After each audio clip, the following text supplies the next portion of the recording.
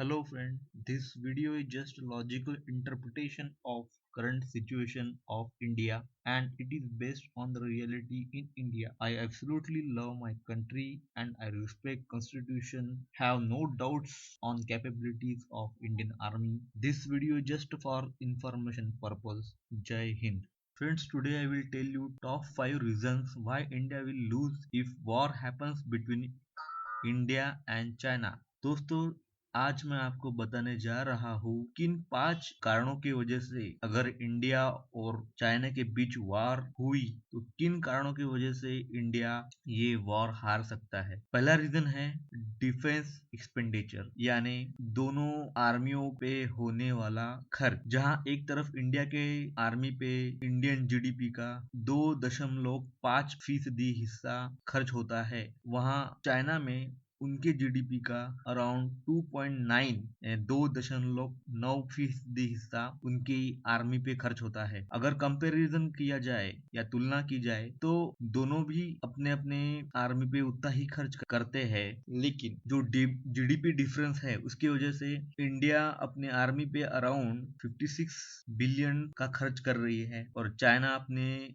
Chinese army पे around 256 billion का खर्च कर रही है, जो काफी कुछ बता देती है कि इंडिया के पास किस तरह के आर्म्स एम्युनिशन अवेलेबल है और चाइना के पास किस तरह के आर्म फैसिलिटीज अवेलेबल है। दूसरा कारण है टेक्निकल डिपेंडेंसी, यानी तांत्रिक दृष्टिकोण से दूसरे देशों पे निर्भर रहना। दोस्तों, इंडिया के मेजर आर्म्स इंडस्ट्री कॉर्पोरेशंस जो है, जैसे Indian ordnance factory, Hindustan aeronautics limited, Bharat electronics limited, Bharat earth movers limited, Bharat dynamics limited, Mazagon dock limited, Goa shipyard limited, ये जो सब मेजर आर्म्स इंडस्ट्री कॉर्पोरेशन है, ये टेक्निकल डेवलपमेंट्स के लिए दूसरे देशों पे निर्भर है, यानी उनके पास खुद की R&D की हुई टेक्नोलॉजी अवेलेबल नहीं है। ये मेजर कॉर्पोरेशन टेक्निकल डेटा के लिए रशिया, चाइना, फ्रांस, जर्मनी, इन सारे देशों पे निर्भर है। और दूसरी तरफ चाइना की मेजर आर्म्स इंडस्ट्री कॉर्पोरेशन जैसे Norinco, AVIC 1, AVIC 2, Chengdu aircraft industry group, China Nanchang aircraft manufacturing corporation, Changhe aircraft industries corporation, China state ship build corporation यानी CSSC, China national nuclear corporation और China aerospace technology, China aerospace science and technology, ये सारी China की arms industry R&D के लिए खुद पे निर्भर है, यानी ये सारी इंडस्ट्रीज खुद के रिसर्च पे चल रही है। तो ये दो रीजन है जो इंडिया और चाइना को डिफर करते हैं टेक्निकल डिपेंडेंसी में। Third major reason is less और no expenditure for developing own research, यानी इंडिया में आर्म्स ये केवल बाहरी देशों से खरीदे जाते हैं या फिर यहाँ पे असेंबल्ड किए जाते हैं, यानी इंडिपेंडेंट रिसर्च इंडिया में नहीं की जा रही है। वहाँ दूसरी तरफ चाइना में बाहर के देशों से सीकर खुद की वैल्यू एडेड टेक्नोलॉजी बनाई जा रही है, जो काफी सक्सेसफुल है और वो टेक्नोलॉजी उनके खुद के देश के काम में आ रही है और बाहरी